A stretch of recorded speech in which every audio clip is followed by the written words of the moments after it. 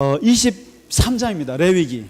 이제 이 레위기를 공부하는 덕에 우리가 사실 좀 그동안에 성경을 보면서 굉장히 난감했던 부분이, 저도 그렇습니다만은 그게 절기 부분이에요. 그래서 오늘은 이 절기에 대한 것을 완전히 정리했으면 좋겠습니다.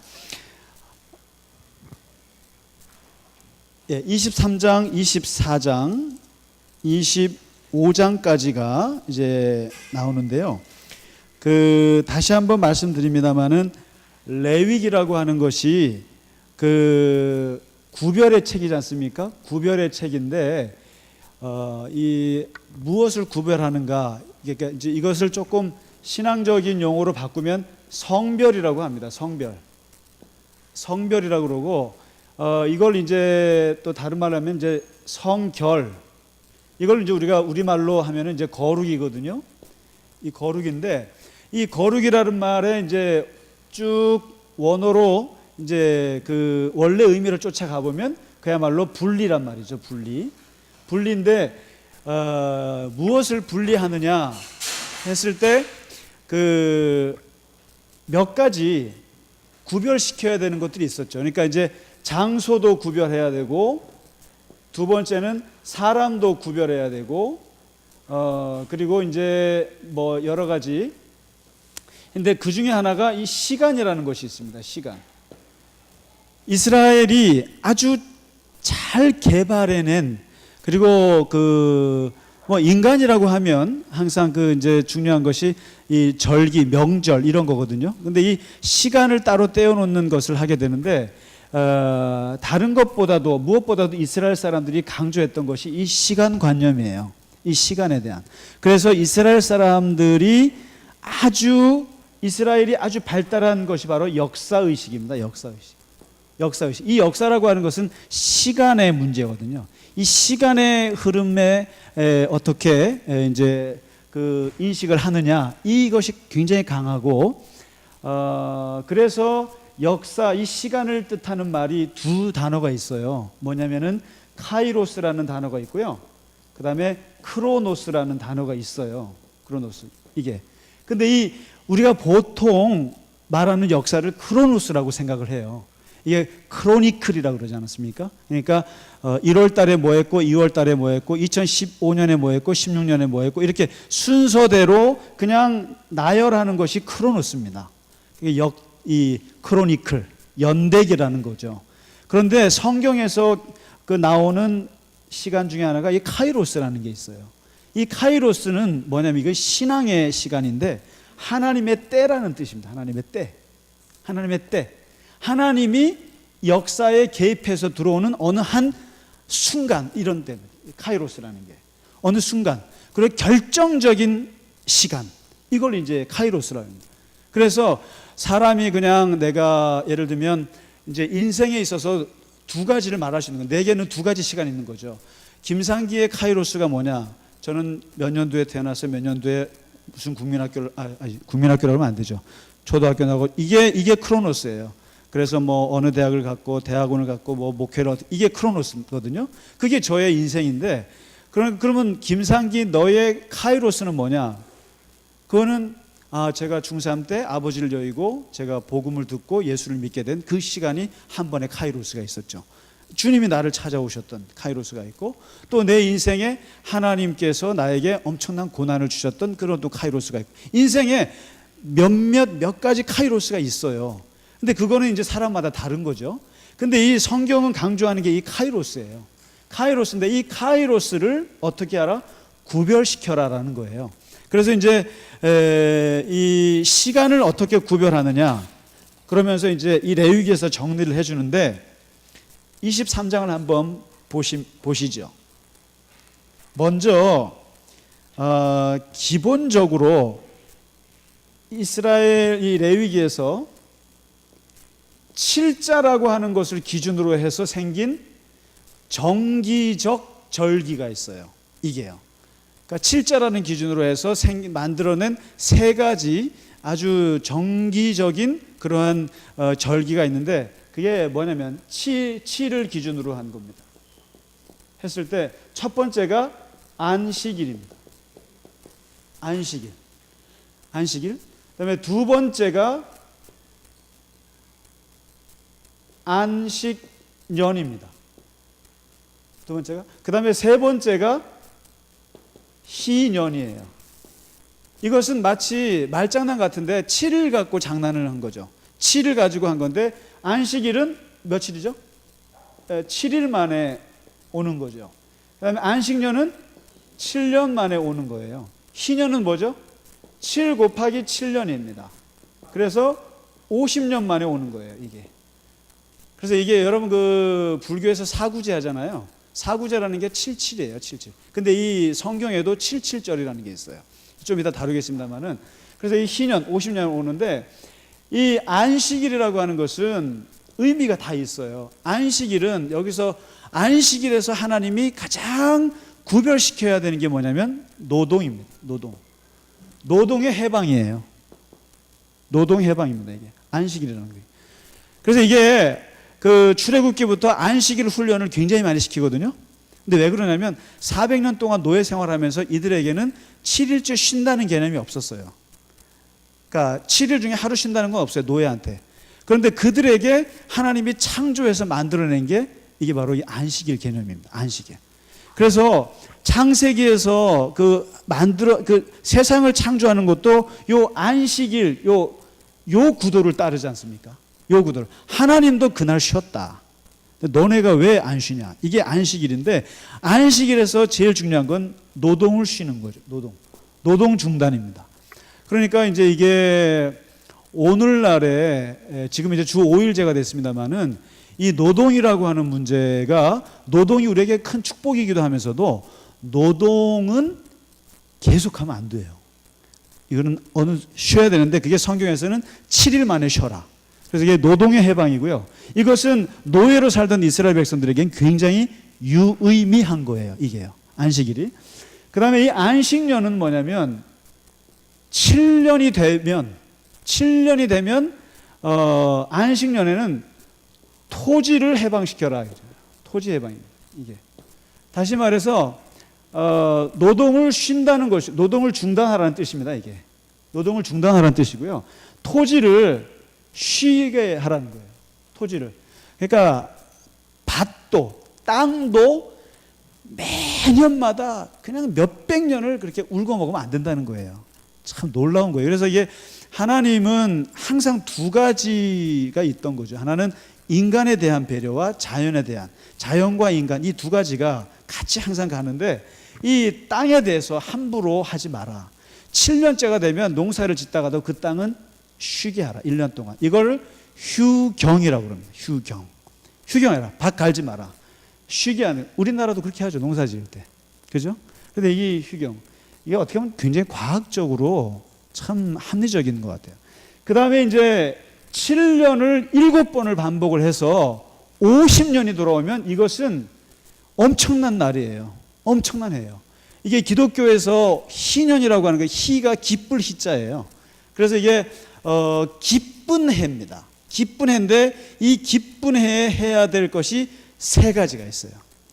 엄청난 일이 벌어지는데 이 희년 때 뭐가 벌어지냐면은 빚진 사람들에서 빚을 탕감시켜줘야 돼요. 채권자는 빚을 탕감시켜줘야 되고 채무자는 빚을 탕감받을 수 있는 게 50년째예요. 그러니까 이게 어떻게 보면 우리가 파산한 사람들 도와주는 구제법이 있죠. 이제 배 째라 그러면 이제 배는 안 째고 그냥 먹여 이런 거 있잖아요. 근데 그게 어디서 오냐면 이 희년 제도에서 오는 거예요. 그러니까 50년이 넘어서까지 빚을 받을 생각하지 마라 이거예요. 그러니까 빚을 빌려주면 솔직히 50년 넘어가면 그것도 일종의 공소시효를 얘기하는 걸 수도 있어요. 그러니까 이제 50년쯤 되면 빚도 탕감해 주라 이거예요. 이제 이 얘기를 하고요. 그 다음에 50년 됐을 때 희년 때 꼭 해야 되는 게 뭐냐면은 집에 있는 종 있지 않습니까? 종을 해방시켜 주라 이거죠. 예. 집에 있는 종은 평생 안 돼요. 평생 쓸 수 없어요. 50년 됐으면 그 사람은 자유롭게 해야 돼요. 그러니까 평생 나를 도와줬던 종이라고 할지라도 50년이 되면 희년을 맞으면 그 사람을 자유인으로 줘야 돼요. 이거는 이게 종의 해방이고, 그 다음에 세 번째, 이 희년 때는 꼭 해야 될 게 토지가 있어요. 토지를 원래 주인에게 돌려줘야 됩니다. 토지. 그러면서 이 얘기를 하면서 나오는 그 유명한 말이 있습니다. 그 한번 찾아보시겠습니까? 레위기 23장 23절이에요. 23절인데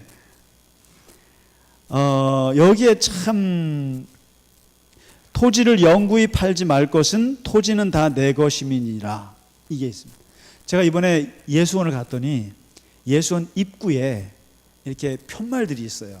근데 편말이 있는데 딱 맨 앞에 눈앞에 딱 와닿는 편말이 바로 이거였어요. 레위 23장 23절. 토지는 내 것이다.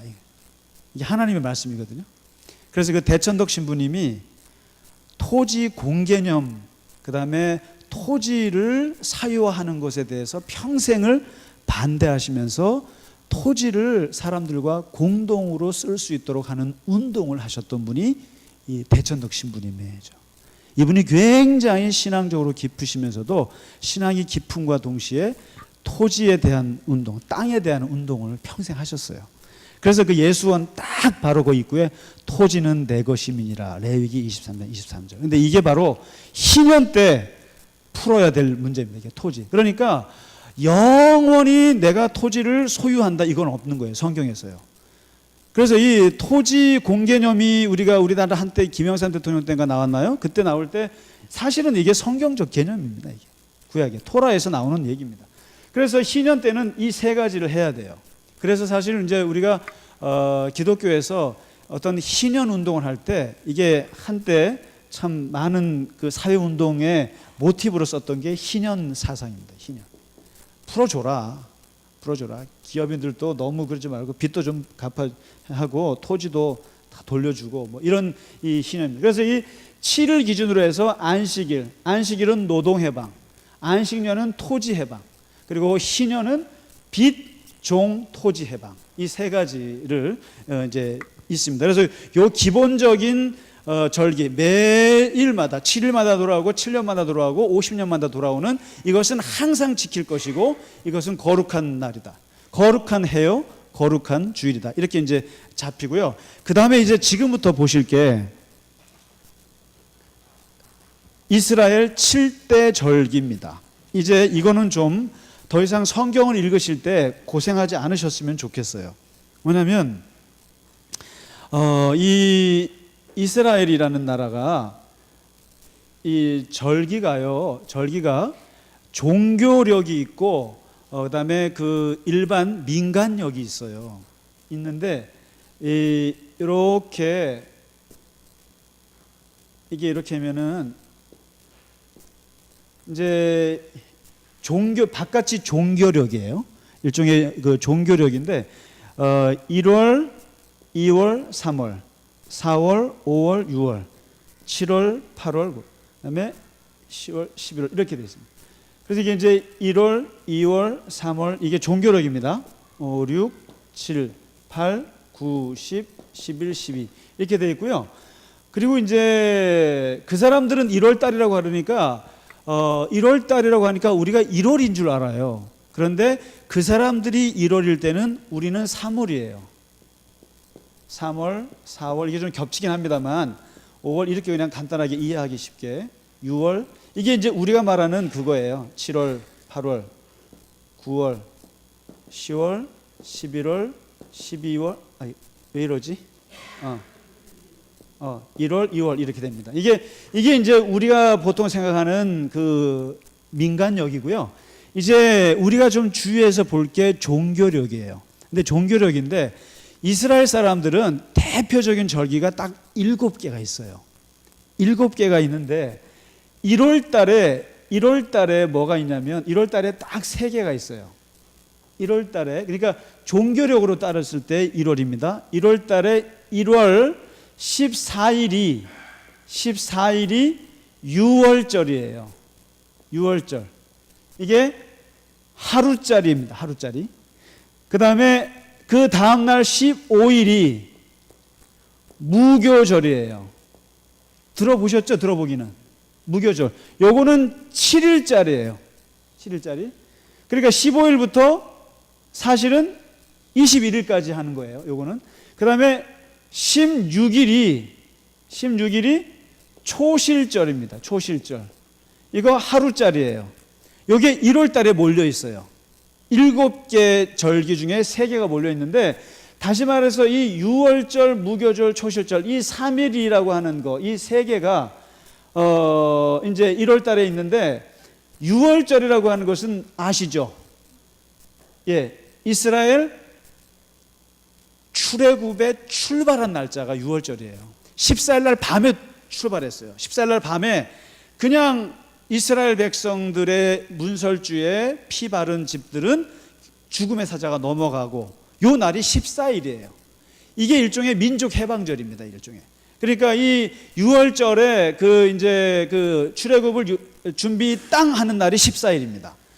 그 다음에 15일 날 이제 출발해서 그래서 이 6월절이라고 하는 것은 구원의 의미입니다. 이게 구원의 날이에요.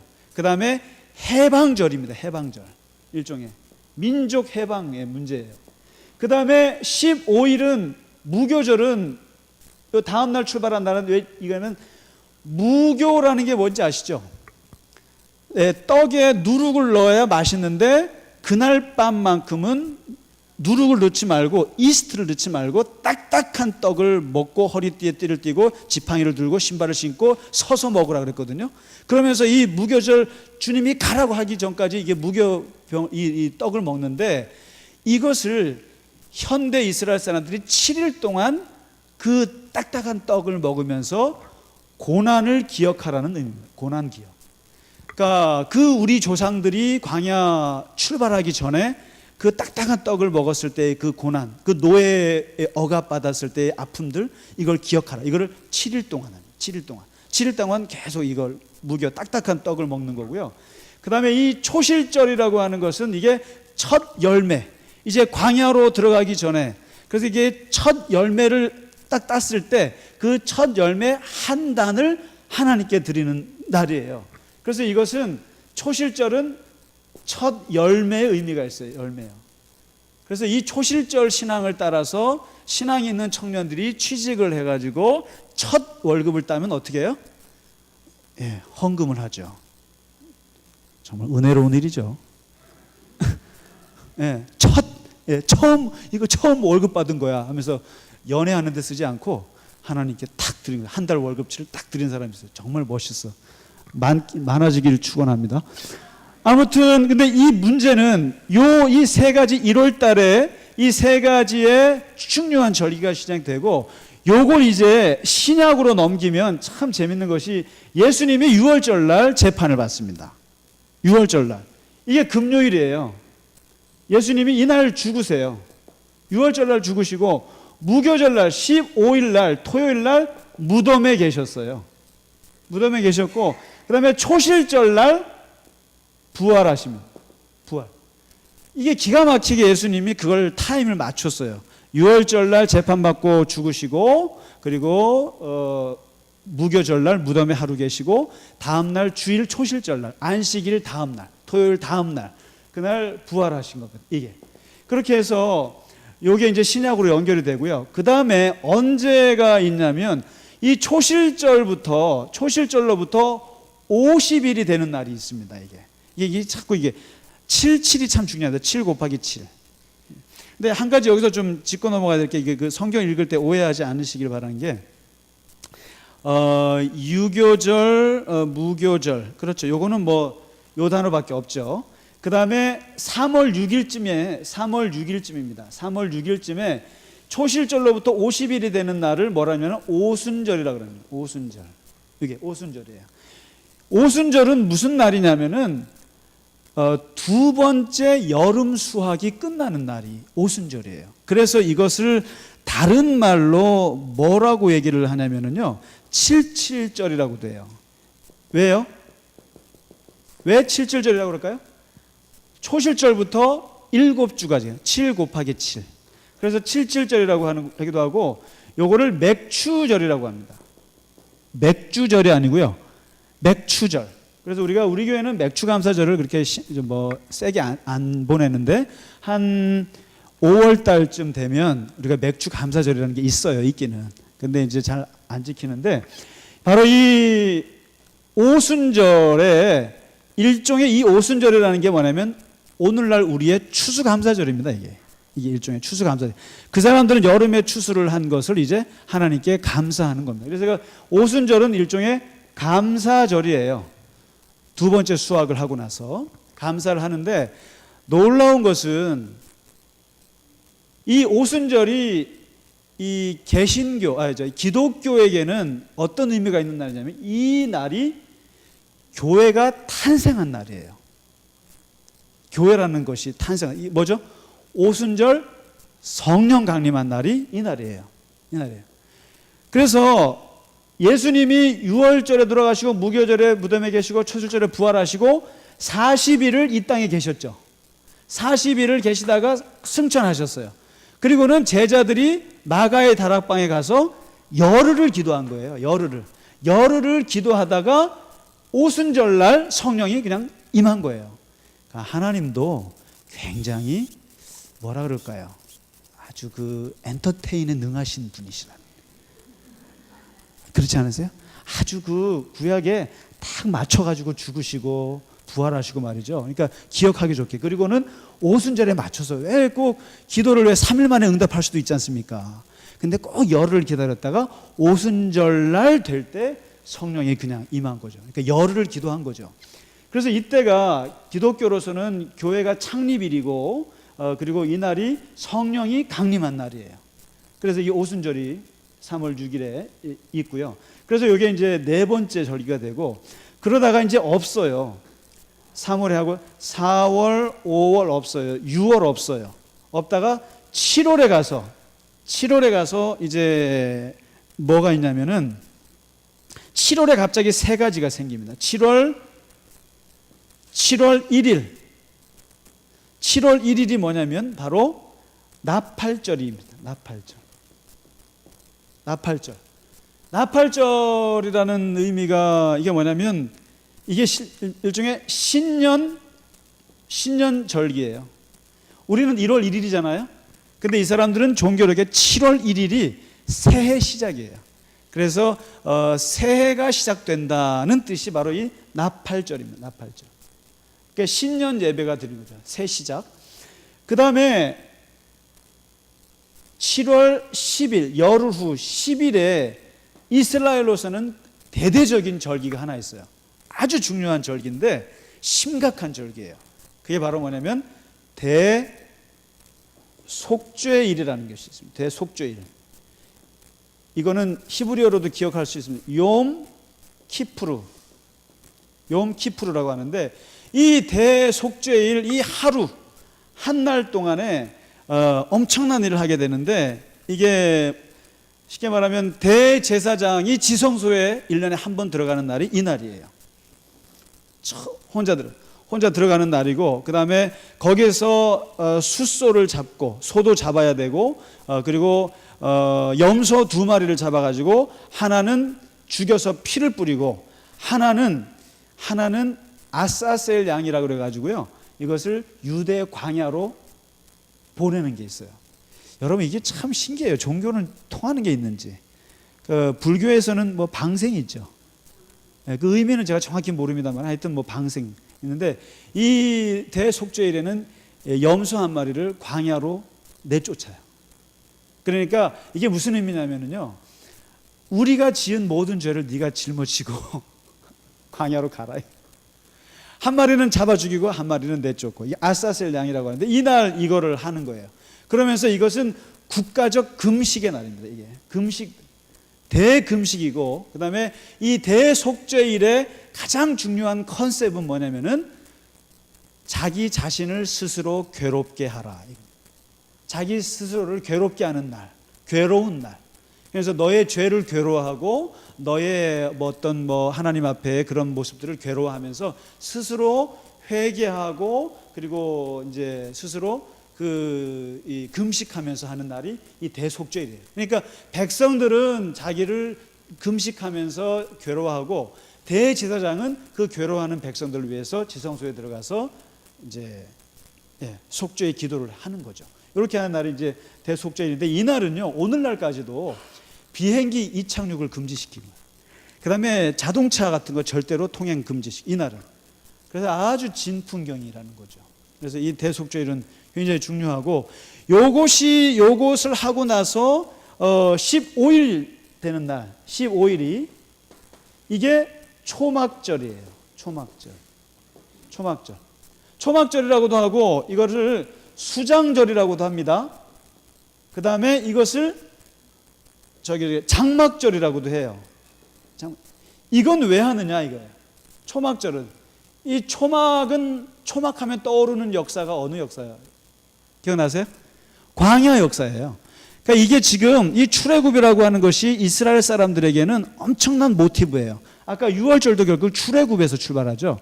근데 마지막 이 7번째 이 절기도 초막절인데 이건 뭐냐면 이거는 7일짜리예요. 7일짜리에 뭐 하냐면은 텐트 치고 캠핑하는 겁니다. 캠핑. 그러니까 전부 다 저 시멘트 집에서 안 자고 텐트 치고 밖에 나가서 7일을 텐트 체험하는 겁니다. 왜요? 광야 우리 조상들이 광야 생활하면서 텐트로 고생했던 것을 기억하는 그게 이제 초막절이거든요. 그래서 이때 7일 동안 그 기억을 합니다. 그래서 이렇게 해서 기본적으로 이게 7개의 대절기입니다. 혹시 기억하시겠습니까? 그러니까 1월부터 7월이 다 끝이에요. 근데 이제 여기에서 이제 나중에 역사 속에서 이제 생겨난 것 중에 하나가 뭐 수전절, 뭐 그다음에 에스더에 나오는 그 불임절. 그 뭐 이제 예를 들면 수전절이라고 하는 것은 옛날에 헬라 제국이 다스릴 때 그 에피파네스라고 하는 그 헬라 왕이요 그냥 성전을 되게 더럽혔어요. 막 돼지고기 바치고 막 그래가지고 유대인들이 막 화가 났었는데 그때 마카비라고 있어요. 그게 쇠망치란 뜻인데 마카비 형제단이 무력 혁명을 해서 그 헬라를 쫓아냈습니다. 그래서 한번 독립한 적이 있어요. 그래서 성전을 깨끗하게 했는데 그날을 기념해서 수전절, 성전을 깨끗이 청소했다 해갖고 수전절이라는 게 하나 있고요. 그 다음에 에스더에 보면은 민족이 그냥 그 페르시아에서 다 죽을 뻔했는데 구원받지 않습니까? 그걸 기념해서 불임절이라는 것이 하나가 더 있어요. 근데 이것은 그렇게 중요한 건 아니고 중요한 건 이 7가지가 중요하고요. 그리고 이제 우리가 좀 기억해야 될 게 이 7가지 중에서도 그 가장 중요한 건 뭐겠습니까? 가장 중요한 3가지. 6월절일 것이고 그 다음에 오순절, 그 다음에 이 대속죄일, 이게 중요한 3대 절기로 또 들어갈 수 있습니다. 그래서 이렇게 이제 절기가 구성이 되고요. 이제 문제는 이 절기 때 뭘 하느냐는 거죠. 절기 때 꼭 하나님께서 명령하신 게 2가지가 있어요. 2가지가 있는데 뭐가 있냐면은 좀 지울게요 이제. 예. 이 절기 때 꼭 조심해야 될 건데, 그러니까 칠판을 새로 사도 안 지워지는 건 마찬가지구나. 자, 중요한 게 첫 번째가 모이라는 겁니다. 모이라. 이거를 뭐라 하냐면 성회라고 그럽니다. 성회. 모든 절기 때는 집회를 가져야 돼요. 모여야 됩니다. 그래서 아까 우리 뭐 유석순 총장님 얘기하셨지만은 이렇게 그 공동체 다 모여야 되고, 그래서 이걸 거룩한 대회라고 합니다. 거룩한 대회. 속죄일 때도 모여야 하고 6월절 때도 모여야 하고 그렇게 모입니다. 그 다음에 7일짜리 절기를 지킬 때는 첫째 날과 마지막 날에 모여야 돼요. 이렇게 해서 집회로 시작해서 집회로 끝납니다. 이게 성회가 있어야 되고, 그 다음에 2번째, 절기를 지킬 때 꼭 하지 말아야 될 것이 바로 노동입니다. 노동 중단입니다. 노동 중단. 이게 그래서 항상 무노동이에요. 노동을 해서는 안 돼요. 그러니까 노동을 하면서 절기를 지킬 수는 없어요. 그러니까 절기를 할 때는 노동을 놔야 돼요. 그래서 이게 우리가 이 안식일을 지킨다, 주일을 지킨다. 그리고 어떤 예를 들면 뭐 하나님께 내가 특별한 절기를 지킨다고 했을 때는 항상 뭐와 부딪히냐면 일과 부딪히는 거죠. 일과. 이거는 이스라엘도 마찬가지인 거죠. 그러니까 너가 일을 포기하고 절기에 들어와라 이거거든요. 근데 이걸 두 개는 다 할 수 없다. 항상 이 두 가지. 시편 노동 중단을 얘기하는데, 그리고 이제 세 번째 특징이 있어요. 세 번째 뭐냐면은 네가 지금 살고 있는 거주지를 떠나지 마라 이거죠. 거주지에 머물러라 이거죠. 그러니까 너가 살고 있는 이 거주지에서 하나님께 그 절기를 지켜라 이거죠. 이거 거주지. 그 다음에 이 네 번째 특징이 뭐냐면 이 정도 준비가 되고 나서 꼭 해야 될 게 바로 뭘 해야 돼? 제사를 지내야 한다. 제사. 그래서 이게 절기 때마다 이제 얘기가 달라요. 뭐 어떤 때는 소제, 어떤 때는 화제, 어떤 때는 번제, 아니면 이거 다 이런 식으로 해서 그 제사를 이제 지내는 것이 나옵니다. 그래서 이게 그 다음에 다섯 번째 절기 때 꼭 해야 되는 것이 그때에 있었던 오리지널 사건을 재현해야 돼요. 재현. 이게.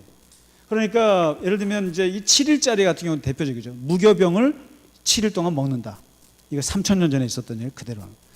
그다음에 텐트 캠핑을 한다. 그것도 체험하는 거죠. 그래서 그때를 재현하라. 이제 요것인데 요게 이제 일단 하나님께서 이 레위기를 통해서 절기를 지킬 때 꼭 지켜야 될 5가지 기본 규칙이에요. 그러면서 여기에 이제 빠지지 않는 것이 내용이 있습니다. 너희가 그러니까 요거는 이제 외적인 조건입니다. 외적인 조건이고요. 내적인 조건이 있어요. 절기를 맞이하는 내적인 그 조건인데 뭐냐면 되게 재밌는 말인데 이게 자주 나오는 말인데 빈손으로 내게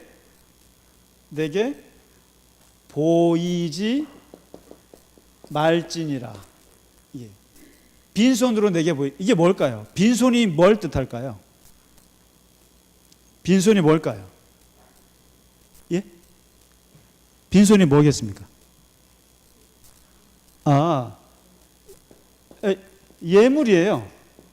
예물이기도 하고 이걸 이제 확대하면 아무 생각 없이, 아무 의미 없이, 아무 마음 없이 이런 식으로 내 앞에 오지 마라 이런 뜻입니다. 그러니까 절기라고 하는 것은 하나님이 시간을 따로 뗀 날이거든요. 때로 떼서 그날만큼은 하나님께 집중하는 날이라는 거예요. 그랬을 때는 기본적으로 마음에 빈손으로 내 앞에 올 생각하지 마라. 근데 이 빈손이라는 말이 1차적으로는 예물이죠. 예물이라고 하는 것은 뭐 양을 가지고 오든지 소를 가지고 오든지 이걸 가져와야 되거든요. 그러면서 동시에 아무 생각 없이 내가 이걸 왜 하고 있나. 그래서 우리가 지난번에 그 예배도 얘기했습니다만은 기독교인들은 내가 이걸 왜 하는지 아는 사람들이에요. 그리고 이 예배를 드렸을 때 뭐 어떤 의미가 있고 이것이 어떤 결과이고 이걸 내가 왜 하는지를 알고 하는데 바로 이 말입니다. 빈손으로 내게 오지 마라. 머릿속에 아무 생각 없이 와서 그냥 툭하니 그냥 할 생각하지 마라. 이런 뜻이거든요. 이것이 있고 그다음에 두 번째 이 절기를 대하는 중요한 것은 감사예요. 감사 플러스 기억입니다. 기억. 두 가지. 그러니까 이게 기억을 하라 이거죠. 그래서 이게요. 사실상 기억이란 말을 저는 참 좋아하는데 제가 왜냐하면 기억력이 없어서 더 그렇지만은 이 기억이라고 하는 것이 신앙에서 굉장히 중요합니다. 왜냐하면 그 몇천 년 전의 사건을 내가 기억함으로써 현재를 살아가는 방법이 이 기억이거든요. 근데 이 기억을 가장 잘 실현하는 것이 바로 절기예요. 절기. 이 절기를 통해서 그때로 돌아가서 오늘을 다시 사는 거기 때문에 이 감사와 기억에 요걸 굉장히 강조하고 있습니다.